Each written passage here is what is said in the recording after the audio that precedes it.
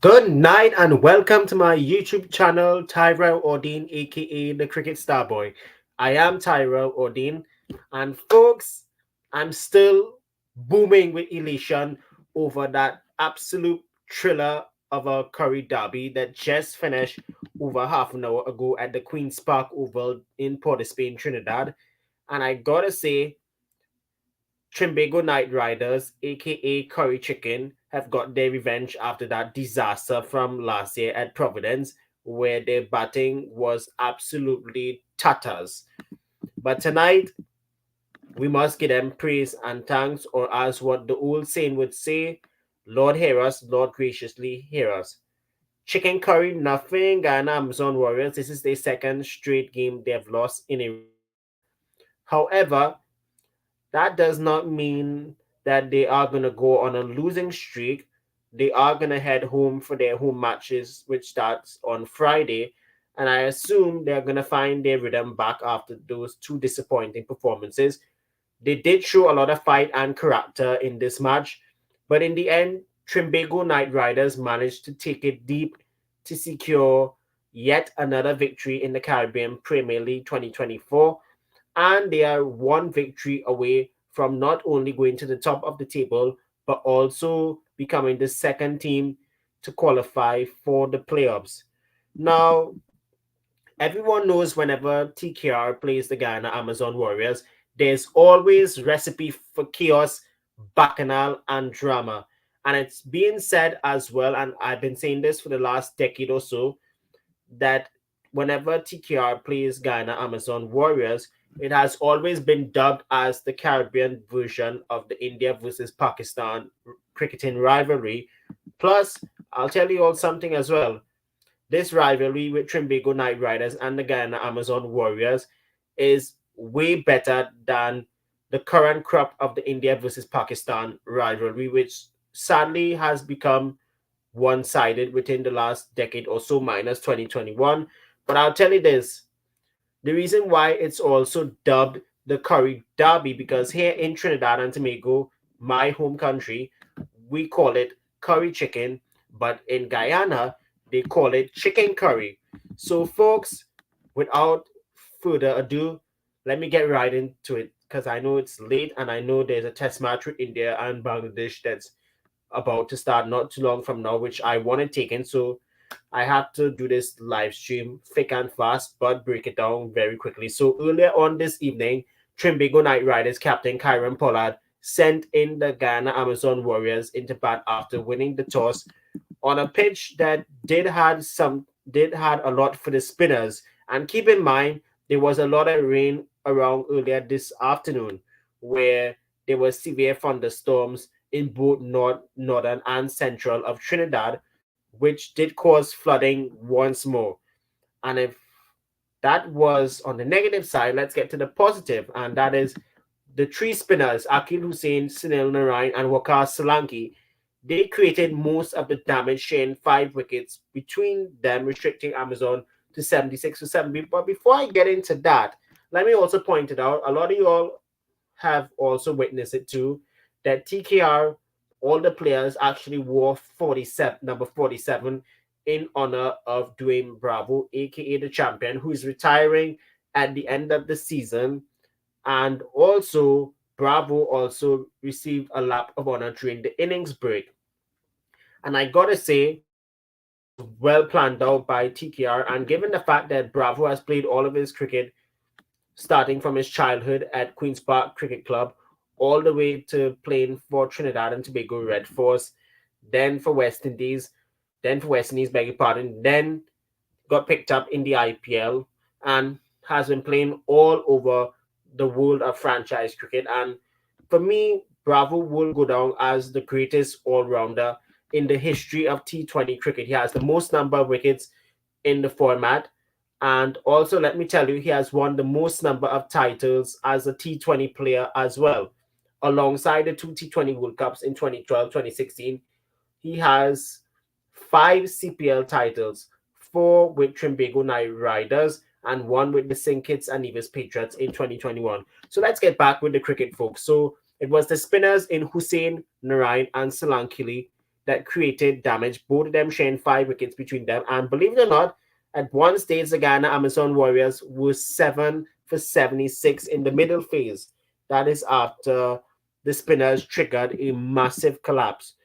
Now, once the spinners were finished with their respective spells, the 48 ball partnership of 72 runs between Romario Shepherd, who scored his second half century in the Caribbean Premier League with 51, and Dwayne Pretorius, his 21 of 25, helped the defending champions get out of major trouble because at one stage, the Warriors were in danger of scoring less than 100. And keep in mind, viewers, that in last year's CPL final, TKR only managed 94 on a slow turning wicket at Providence.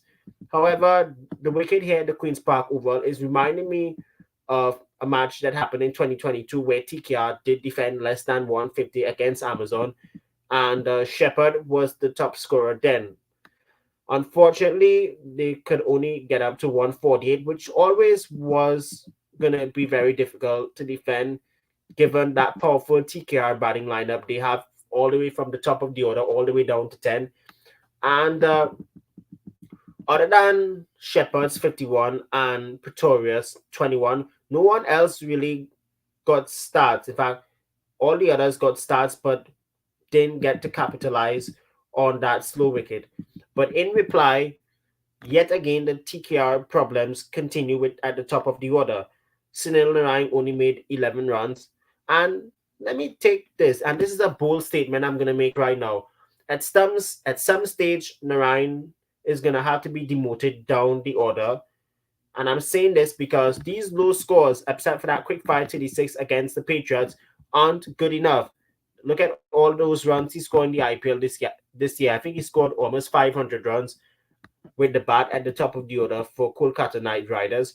But those runs aren't being converted to the same amount of runs he did score. He's currently out of form bad, and I believe there needs to be a change at the top of the order. The form that he had in the IPL, it's currently not happening. I would rather try someone else at the top of the order, like for example, an Akil Hussain, who can also bat in the middle order and stabilize the innings. Or you can bring Jason Roy back in the next game because I was also a bit bemused that Roy was left out. And let me be very honest, uh, Jason Roy hasn't gotten much runs for TKR so far in this campaign. But let's talk about the middle phase. Rising star Shakir Paris along with Kisi Kati and the whole middle order duel of Nicholas Puran and Kyron Pollard didn't get going. Paris runner ball 29, not good enough. Kati's 10 of 16, no boundaries. Puran 17, correction, 19 of 17 with a few boundaries there. And Pollard's 8 from 9. That's where the game really stuck at that point for the Knight Riders. But then that partnership, that 60-run partnership for the 6 wicket between Australia's Tim David, 31 of 24, with 1 4 and 2 sixes. Those consecutive sixes won the game, by the way, in the last over. And this was also Tim David's first game in the CPL. Remember, he was on international duty for Australia and he was getting tons of criticism for only playing his natural game. And that's the only format he basically plays. He does also play one-day cricket, but he is really out of favor with the Australian selectors for the 50 over format at this time. But it's good to see Tim David getting back into the runs because he did struggle in the recent T20 World Cup alongside Major League Cricket, and also he did struggle a bit when Australia was in England for the three T20 games last week. But the hero of the match for the TKR franchise had to be Andrew Russell. Now, Russell was on the sidelines for most of the campaign so far due to an ankle injury he sustained just before the tournament. His 16 of 15 his 36, beg your pardon, of 15 deliveries included 4 lusty blows, 4 sixes out of the ground in the 18th and 19th over. That really, in my opinion, was the match-winning turning point of the match. If the other turning point of the match was that 51 from Shepard that got the Royals, correction, the Warriors from 76 for 7 to near 148 for 8, correction, 148 for 7. in a precarious situation where they did struggle big time. And if you look at the bowling card for the Ghana Amazon Warriors, the one bowler that really had me, that was really impressive today, was the debutant Nathan Sweater or something like that. He took figures of 16 from his 4 overs. In fact, he was 2 wickets for 16 from 3 overs before he was brought back in the 18th over where Russell smashed him for 3 sixes. And unfortunately, he finished with figures of no wicket for 40 something, I believe, for 30 something. I'm not too sure. But Amazon Warriors, they have a problem. They currently don't have Gurbaz, who's on Afghanistan duty. And speaking of Afghanistan, we'll get to them in a minute, but there's no Gurbaz currently. The captain, Imran Tahir, is still out for at least the next week or so. But they really need to get their act together, the Amazon Warriors. They're a better team than that, and this is not the side that really was continuing to be on a winning streak like last year. But if you look at TKR, they are finding their best 11 at the right time. And for me, not only Tim David is also here as well, but also I wouldn't be surprised if in the next game that Chris Jordan gets an opportunity in the 11. He's one dead bowler who really can hit the deck hard and also bowl some lethal Yorkers, which we have not seen within the last couple of games. And two of TKR's problems I did mention in the last video was their dead bowling and the top order. That really needs a wake up call, and I do hope the management can get it right within the next 19 hours or so. TKR's next match is against the Falcons tomorrow night at 7 o'clock.